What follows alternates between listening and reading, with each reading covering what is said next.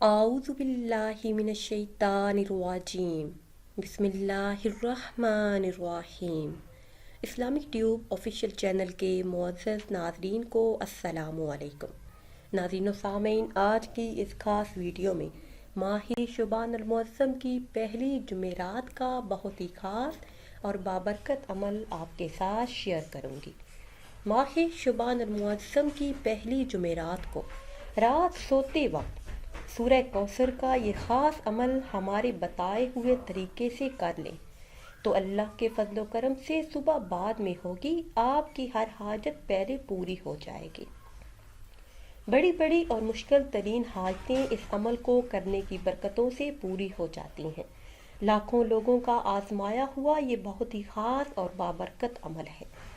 جن بہن بھائیوں نے ماہ شعبان المعظم میں یہ خاص عمل کیا تو اللہ عز و جل نے ان کی تمام حاجتیں اور دلی مرادیں اپنے غیبی خزانوں سے پوری فرمائی۔ اس خاص عمل کو اللہ کی ذات پر یقین کامل اور اخلاص نیت کے ساتھ کرنے والا ہمیشہ کامیاب ہو جاتا ہے۔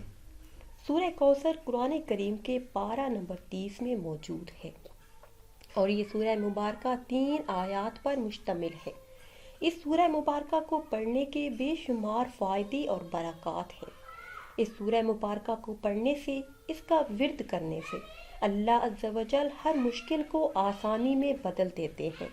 مشکلات اور پریشانیوں سے نجات، حاجتوں کے پورا ہونے، گھر میں، کاروبار میں خیر و برکت کے لیے اور تمام مقاصد میں کامیابی کے لیے اس سورہ مبارکہ کی تلاوت نہایت ہی مجرب اور خاص ہے۔ شعبان المعظم میں آپ نے یہ خاص عمل اس طرح سے کرنا ہے کہ رات کو سونے سے پہلے آپ نے اس سورہ مبارکہ کی تلاوت کرنی ہے۔ سب سے پہلے تازہ وضو کر لیں، پھر 2 رکعت نماز صلاۃ الحاجت کی نیت سے ادا کریں۔ نماز نفل آپ نے اس طرح سے پڑھنی ہے کہ سورہ فاتحہ کے بعد 11 مرتبہ سورہ کوثر اور 11 مرتبہ سورہ اخلاص پڑھیں۔ دونوں رکعتیں اسی طرح مکمل کر کے جائے نماز پر بیٹھے رہیں۔